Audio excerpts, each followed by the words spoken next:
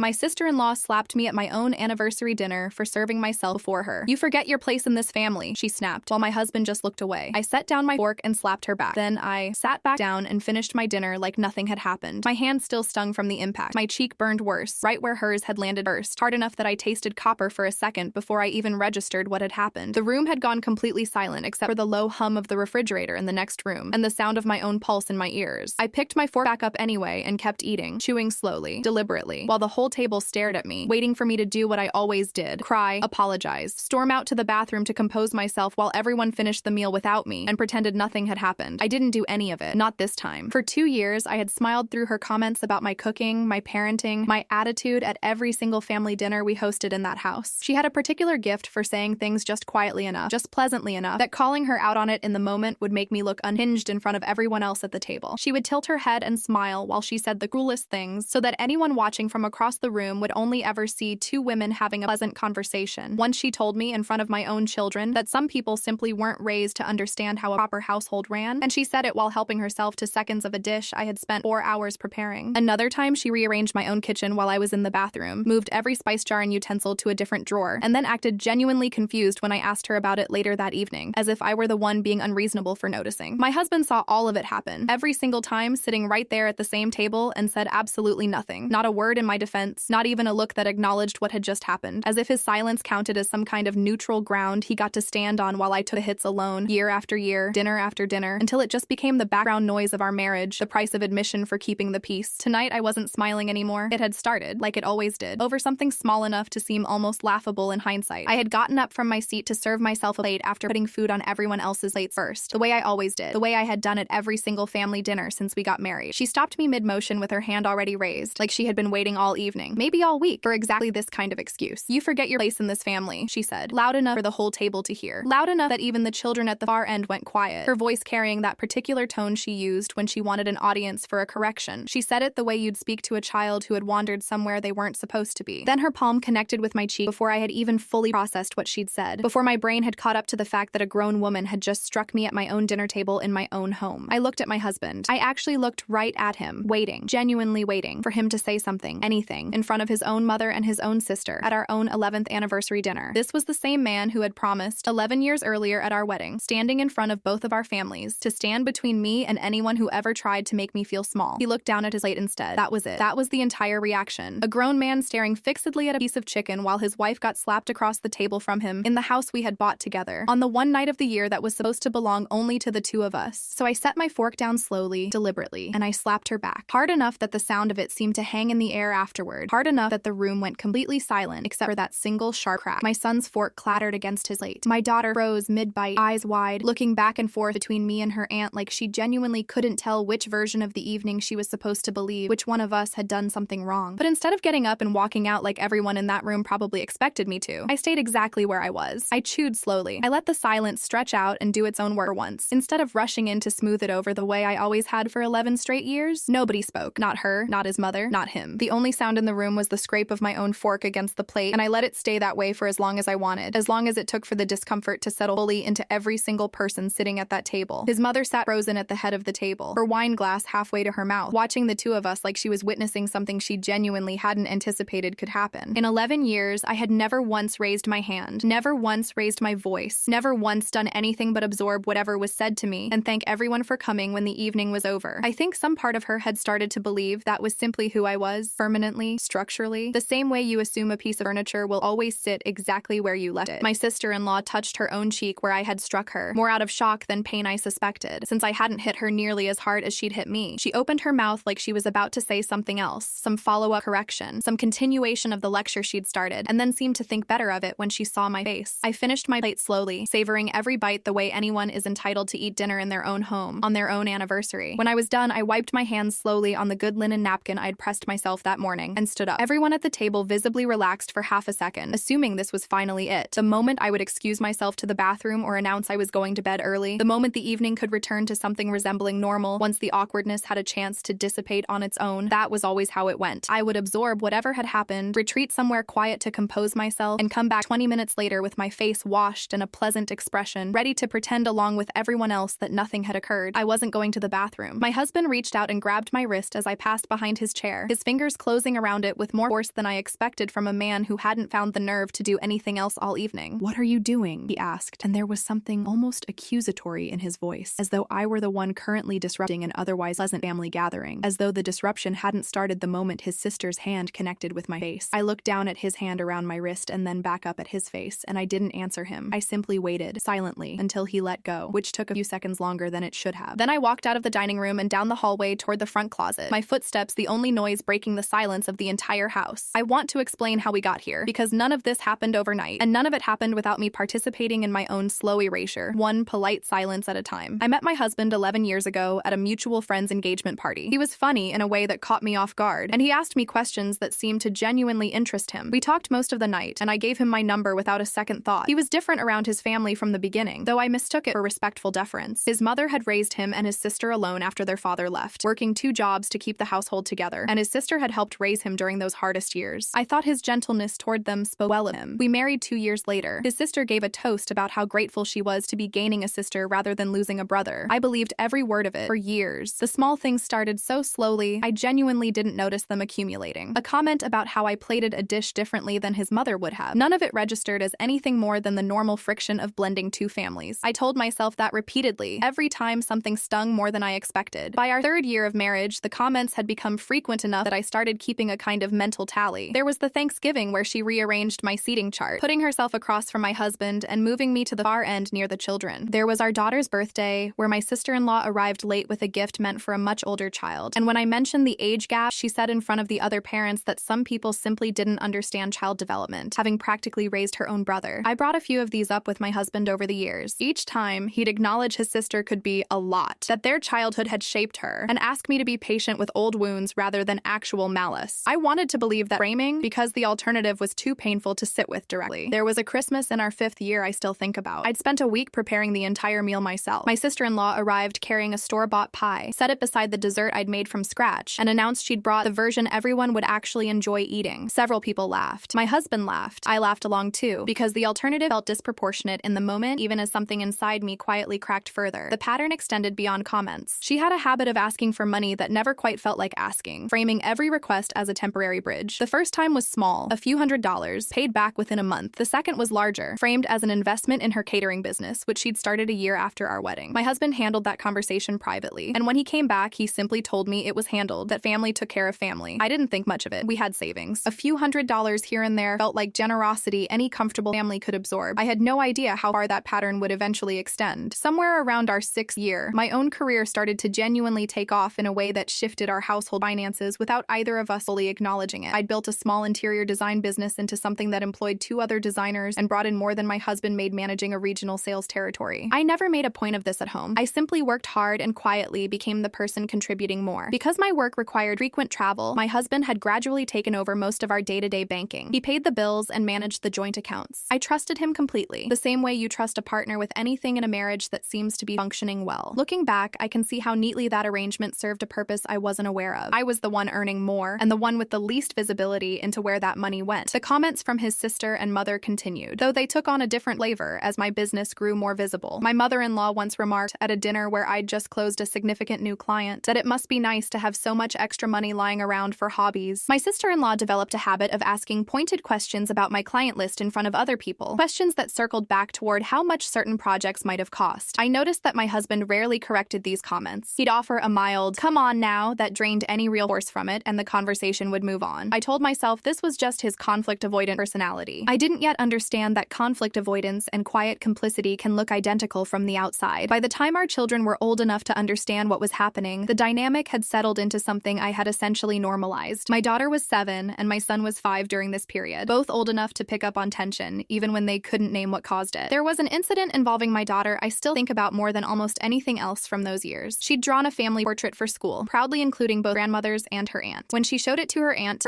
asked, in front of everyone, why she'd drawn her aunt's hair the wrong color. My daughter said she'd used the brown crayon because that was the color she remembered. Her aunt corrected her sharply that her hair had obvious auburn undertones any observant child should notice, and my 7-year-old was left close to tears over a coloring choice that moments before had been an act of love. My husband was present and said nothing in the moment, though he offered comfort privately. Later, once the damage had already been absorbed publicly, there was another moment, closer to our 10th anniversary, when my son mentioned, entirely without malice, that his grandmother had told him his mommy used to be poor before she married daddy, and that he should be grateful. I sat with that for a long time, trying to figure out what narrative about my worth they'd constructed, and were now quietly passing down to my own children. I brought it up with my husband. He said his mother probably meant it as a compliment. I didn't argue further, though something in me noted that I'd never once heard anyone in his family acknowledge everything I had brought into this marriage. The first thread that eventually led me to the folder started almost 2 years before the anniversary dinner, in a moment so ordinary I nearly missed its significance. I was reviewing an old bank statement for an unrelated tax question when I noticed a transfer out of our joint account I didn't recognize. It wasn't large, but it carried a reference code I'd never seen, and it had gone out on a day I'd been traveling. I mentioned it to my husband. He said it was a car repair he'd meant to mention but forgotten during a busy week. I accepted the explanation the way you accept most small explanations from a partner you trust. But once I'd noticed one unfamiliar transaction, I found myself glancing more carefully at our statements over the following weeks. What I found, once I actually looked properly, was a pattern of small, irregular transfers, none large enough on their own to draw attention, but adding up to an amount that made my stomach tighten once I did the math. I didn't say anything right away. I started keeping records of my own, quietly, building what would eventually become the folder I kept hidden behind the winter coats. It took almost 8 months before I found something concrete. I was going through an old drawer in our home office and found a folder of my husband's misfiled among tax documents. Inside were printed confirmation emails for wire transfers, all going to the same account, belonging to my sister-in-law's catering business. I sat on that office floor a long time, doing arithmetic I kept having to restart. By the time I finished cross-referencing everything, I had a number I would not confirm in writing for many more months, but that I already suspected, with a sick certainty, my husband had never intended for me to see clearly. I made a decision in the months that followed that I have gone back and forth on many times since. I decided not to confront my husband immediately. Instead, I decided to keep building the folder quietly until I had a complete picture of everything that had actually taken place and for how long. Part of this came from genuine self-doubt. I kept telling myself there might be some legitimate explanation he fully intended to disclose eventually. The other part was simpler. Once I raised this directly, I'd lose whatever quiet advantage came with knowing something he didn't realize I knew. So for nearly 2 years, I built that folder in careful increments. I photographed statements when he left them out. I made copies of documents from that misfiled drawer before returning the originals exactly where I'd found them. I cross-referenced dates against his sister's social media posts, noting how a transfer would arrive within days of her posting about the business hitting a rough patch. I never let on that I was doing any of this. I continued attending family dinners, continued absorbing comments about my cooking and my attitude, all while quietly documenting a much larger pattern underneath. By the time our 11th anniversary arrived, I had a folder containing roughly 2 years of documentation, though the pattern itself, I would later learn, extended back considerably further than that. The anniversary dinner was supposed to be small, just the 4 of us, the way it used to be before his mother and sister became a fixture at nearly every occasion. My husband asked a week before if they could join us just this once because it would mean something to his mother to be included. Because I was, even after everything, still trying to preserve some version of peace in this family, I said yes. I had no idea I was about to walk directly into the evening that would finally break something that had been quietly cracking for years. I walked down the hallway to the front closet, pulled out the folder I had kept hidden behind our winter coats for nearly 2 years, and carried it back into the dining room without a word. My husband had followed partway down the hallway but stopped short of the closet itself, watching me with an expression somewhere between confusion and the first flicker of real alarm. Everyone was still frozen in the same tense silence when I walked back in. I set the folder down directly in front of my sister-in-law's plate, next to the untouched dessert she'd been served before the slap interrupted everything. She looked at it the way you'd look at an unfamiliar object that had suddenly appeared in front of you. "Open it," I said. "Find out for yourself." Her hands were shaking slightly as she flipped it open, and for the first time all evening, she didn't have a quick response ready. Inside were the receipts I had spent 2 years collecting. Every single loan she had asked for since our wedding, going back years, each one framed at the time as a temporary bridge, a short-term help that any reasonable family member would extend. $11,000 in total, signed away by my own husband, moved out of an account that held primarily my own earnings, without him ever once telling me where any of it had gone. His mother's hand went straight to her chest, an involuntary gesture that told me everything I needed to know before she said a single word. She had known. She had known the entire time and had said nothing, which somehow made the whole thing worse than if she genuinely had no idea. I turned to my husband, who was standing frozen in the doorway between the hallway and the dining room, unable it seemed to fully enter the room or fully retreat from it. "How many years?" I asked him, and I kept my voice level even though everything in me wanted to shake. "Have I sat through her calling me a guest in my own house while you were quietly signing away money I earned to keep her business afloat?" He didn't answer right away. When he finally spoke, his voice was thin, almost pleading. "It wasn't that much money in the end. I was going to tell you eventually, I just didn't know how to bring it up without you getting upset. $11,000, I repeated, is not a small amount of money to hide from your own wife for years. You want to talk about knowing my place?" I said, turning back to my sister-in-law and pushing the folder toward her plate. "It's yours now. Every page. I'm done funding a woman who slaps me at my own table and calls it manners." Nobody said anything for a long moment. Then my husband stepped fully into the room, his face pale, and said something that should have been the end of the conversation, but turned out to be only the beginning of a much longer, much much more painful one. There's more you don't know, he said quietly, and it's not just about her business. See, I looked at him standing in that doorway, his face pale, his hands doing something nervous and useless at his sides, and I felt something cold settle into my chest that was separate from the anger I'd been carrying all evening. What are you talking about? I said, and it wasn't really a question, more of a demand for him to keep talking before I lost whatever nerve had gotten me this far. He glanced at his mother, still sitting rigid in her chair with her hand pressed to her chest, and something passed between them, some silent negotiation about who would speak next, or whether either of them would speak at all. My sister-in-law had gone very quiet, staring down at the folder in front of her without actually touching it, as though not making contact with the pages inside might somehow keep whatever came next from being real. Not tonight, my husband said finally, his voice barely above a whisper. Please, not in front of the kids. I looked at my children, my daughter's face still tight with confusion, my son looking between the adults in the room like he was trying to solve a puzzle nobody would explain the rules to. He was right about one thing, at least. Whatever this was, it wasn't a conversation to have in front of two frightened children who had already watched their mother get struck and strike back within the same 10 minutes. Take them upstairs, I told him, my voice flat. Get them ready for bed. We're finishing this conversation once they're asleep, and you are not leaving this house until we do. He nodded, looking almost relieved to have a task, something concrete to do with his hands and his attention instead of standing there absorbing the weight of what he just started to admit. He gathered our children and led them upstairs, murmuring something reassuring to them as they climbed the stairs, something about grown-up conversations and everyone being okay. That left me alone in the dining room with his mother and his sister, the three of us sitting in a silence that felt entirely different from the silence right after the slap. That silence had been shocked, electric. This one was heavier, weighted with the sense that something larger was about to surface, something none of us in that room could fully control once it did. You should let him explain it himself, his mother said finally, not looking at me, addressing the words to the tablecloth instead. It's not my place. You've had 11 years to decide what your place was in this family, I said. You don't get to discover boundaries now. She didn't respond to that. My sister-in-law, quieter now than I could ever remember her being, said absolutely nothing at all. She simply sat there with her hand still resting near the folder, not opening it further, not pushing it away, as though she too were waiting to find out exactly what her brother meant when he said there was more. Somewhere around the 10-minute mark, my sister-in-law finally spoke, her voice smaller than I had ever heard it, none of the sharpness that usually colored every word she said to me. I didn't know it was that much, she said, not quite looking at either of us. I knew there was money coming in. I never asked exactly how much or where it was actually going once it left my account. You didn't ask, I repeated, because not asking meant you never had to feel responsible for what it cost me. She didn't argue with that. For the first time in 11 years, nothing sharp came back at me, and something about her silence in that moment felt more honest than anything she'd said to me across an entire decade of dinners. I've spent years telling myself the business was just slow to grow, she said quietly, that it would turn around eventually if I just held on a little longer. I don't think I ever let myself ask why it wasn't turning around, even with all that money going in. Her mother shot her a sharp look, the kind that usually would have been enough to end a sentence before it finished, but my sister-in-law kept going anyway, something in her cracking open now that the folder was sitting right there between us with no way to pretend it wasn't real. She looked shaken, genuinely shaken, in a way I had never once seen her look in 11 years. I used to tell myself you had so much, she said, and for a second I thought she might actually apologize, might finally say something that acknowledged the years of comments about my place at this table. Instead, what came out was something closer to a confession than an apology. It was easier to ask you for something when I could tell myself you wouldn't even notice it was gone. I noticed, I said. I've noticed for 2 years. I just didn't say anything until I understood exactly what I was looking at. She looked up at me then, really looked, for what felt like the first time since I'd known her. Whatever she saw in my face made her look back down at the folder instead of continuing. I sat in that dining room for nearly 20 minutes after that exchange, listening to the muffled sounds of my husband upstairs, running water, reading something to our son in a voice pitched low and calm, doing everything he could to stretch out the time before he had to come back down and finish what he'd started. I didn't rush him. I had already waited 2 years to get to this point. I could wait 20 more minutes to hear whatever came next. When he finally came back downstairs, he looked older somehow than he had an hour earlier, the way people sometimes look after a long illness or a bad piece of news, as though something in his body had quietly given up holding a certain posture. He sat down across from me at the table, in the seat where our daughter usually sat, and folded his hands in front of him like he was preparing to deliver something rehearsed. The loans to her business, he started, nodding toward his sister without quite looking at her. That part is true, and I'm not going to pretend it isn't exactly what it looks like. I should have told you. I know that. That's not the part you said I didn't know about, I said. You said there was more, and it wasn't just about her business, so tell me what that means. He was quiet for a long moment, his jaw working like he was chewing on the actual words before he let them out. His mother made a small sound, almost a warning, and he glanced at her briefly before continuing. The business hasn't been struggling because it's a bad business, he said slowly. It's been struggling because most of what came in was never going toward actually running it properly. A lot of it went somewhere else. I felt my stomach drop in a way that told me, before he'd even finished the sentence, that whatever came next was going to reframe everything I thought I understood up to this point. Where else? I said. He looked at his mother again, and this time she didn't look away from him, didn't offer him any kind of rescue. She simply sat there, waiting, the way you wait for something something you've been dreading for a very long time to finally arrive. There's a property, he said. A piece of land out past the county line that's been in negotiation for almost 3 years now. My mother's been trying to reclaim it. It used to belong to her side of the family, generations ago, before it was sold off during a bad stretch when she was young. She spent years working toward getting it back, and the money for the down payment on it and for the legal work involved in tracking down the current owners and negotiating a sale, that's where a lot of what moved through the business account actually went. I sat there absorbing this, feeling the pieces rearrange themselves in my head. The timeline of loans and transfers I'd spent 2 years documenting suddenly taking on a different shape than the one I'd assumed. So the loans to her catering business, I said slowly, were never really loans to her catering business at all. Some of it was, he said. Some of it genuinely went to keeping the business afloat, especially in the early years. But a larger portion, especially over the last 3 years, went toward the land deal. My mother didn't want you to know about it because she was worried about how it would look, using money that mostly came from your income to fund something for my mother's family that you'd have no real stake in. And you went along with hiding that from me, I said. For 3 years. He nodded, not able to meet my eyes anymore. Yes. I sat with that admission for a long moment, feeling something shift inside me that was different from anger, something closer to a strange, cold clarity. There's still more, I said. It wasn't a question. Something in the way he delivered this explanation, careful and rehearsed and still somehow incomplete, told me we hadn't reached the bottom of it yet. His mother finally spoke, her voice quieter than I'd ever heard it. All the theatrical warmth of our first meeting 11 years earlier drained completely out of it. That land belonged to my grandfather, she said. It was taken from my family in a legal dispute my own father was too poor to fight properly at the time. I have spent most of my adult life trying to get it back. It isn't just land to me. It's the one thing I could still do to fix something that was done to my family before either of you were even born. That's not an explanation for why you needed my money to do it in secret, I said. You could have told me. You could have asked me directly instead of running it through your daughter's business account for 3 years like it was something to be hidden. Would you have said yes? She asked. If I had asked you directly, a woman who has never once treated you like you belonged in this family, asking for tens of thousands of dollars from the person she spent over a decade making feel small? The honesty of that question landed harder than I expected it to, mostly because she was right, and we both knew it. I likely would have said no, and she had clearly understood that from the beginning, which was exactly why the money had been moved the way it had, quietly, through a channel I had no reason to scrutinize until I started scrutinizing it anyway. Tens of thousands, I repeated, not 11,000. 11. She didn't answer immediately, and in that silence I understood that the folder sitting on the table, the one I had spent 2 years assembling, the one that had felt so complete and damning when I set it down in front of my sister-in-law less than an hour earlier, represented only a fraction of what had actually moved through that account over the years. How much? I asked my husband directly. He was quiet for long enough that I thought he might not answer at all. When he finally spoke, his voice had dropped to almost nothing, closer to 60,000 total over about 4 years. The 11,000 you found was mostly the earlier transfers, before the land negotiation really got serious. Once that started, the amounts got larger, and I moved them through a separate account specifically so they wouldn't show up on the statements you might glance at. I felt something in my chest go completely still, a kind of quiet that comes right before something breaks entirely rather than the kind that comes after. $60,000, nearly 6 times what I had spent 2 years documenting, moved through a channel deliberately constructed to stay invisible to me specifically. You built a separate account, I said slowly, making sure I understood the words correctly even as I said them, specifically so that I wouldn't find this. Yes, he said. For 4 years. Yes. I sat there in the silence that followed that admission, looking at this man I had built 11 years of marriage with, understanding for the first time with real clarity that the folder I had built in secret over 2 years, the one I had believed represented my full understanding of what had been happening, had itself been a kind of false lore. I thought I had found the whole truth. I had found only the part of it that was careless enough to leave traces where I might eventually stumble across them. Show me the account, I said. My voice had gone very quiet, gone still in the particular way that happens when you've stopped needing to raise it because something has already been decided inside you. He hesitated, and for a moment I thought he might refuse, might find some reserve of resistance after an evening of admitting one thing after another. Instead, he reached into his jacket pocket, pulled out his phone, and unlocked it with hands that weren't quite steady. He opened a banking app I had never seen on his phone before, logged into an account with a name I didn't recognize, and turned the screen toward me. The transaction history went back nearly 4 years. I scrolled through it slowly while everyone else in that room sat in silence, watching me read through the exact shape of what had been done. The transfers weren't labeled as loans to a catering business. Most of them were labeled directly, in his own shorthand, as payments toward the land deal, toward legal fees, toward a surveyor, toward a title search. The catering business itself, I realized as I kept scrolling, had barely functioned as a real business at all for the last 3 years. It existed mostly on paper, just enough activity to justify an account that could receive large transfers without raising questions. A shell built around my sister-in-law's actual, much smaller income from occasional catering jobs she still genuinely worked. You used her business, I said slowly, looking up at my husband, as a way to launder money out of our household and into your mother's land deal, without ever telling me any of it was happening. I didn't think of it as laundering, he said, and something about the fact that he objected to the word rather than the substance of what I'd said told me everything about where his priorities had actually actually sat this entire time. I thought of it as helping my family. I am your family, I said. I have been your family for 11 years. You built an entire financial structure to keep something this large hidden from me, and the only person in this house who didn't know about any of it until tonight is the person whose money actually paid for it. Nobody argued with that. My sister-in-law had gone completely still, staring at her own hands now instead of the folder, seeming to fully absorb in this moment the shape of what she'd allowed herself to be a part of. His mother sat with her jaw set, not defending herself further, perhaps understanding that there was nothing left to say that wouldn't make things worse. I closed the banking app and set the phone down on the table between us, the screen still glowing faintly before it went dark on its own. 11 years, I said. 11 years of smiling through comments about my place in this family, while the three of you decided, apparently without much disagreement among yourselves, that my place was to fund a land deal I was never even told existed. My husband started to speak again, some final attempt at softening what had just been laid bare, and I held up my hand before he could get a single word out. Don't, I said. Not tonight. I am done listening to explanations that only ever arrive after I've already found the truth on my own. I stood up from the table for the second time that night, and this time nobody reached for my wrist to stop me. I walked upstairs to check on my children, both of them asleep now. My daughter curled around a stuffed animal she'd had since she was 3. My son sprawled sideways across his bed the way he always slept. I stood in the doorway of each of their rooms for a long moment, watching them breathe, feeling something in my chest settle into a decision I hadn't fully let myself make out loud until that exact moment. I would not be finishing this marriage the way I had finished every argument for the past 11 years, absorbing it quietly and showing up the next morning as though nothing had happened. Whatever came next, whatever conversations and paperwork and difficult months were waiting on the other side of tonight, I already knew, standing in that hallway listening to my children breathe, that I would not be walking back down those stairs to pretend.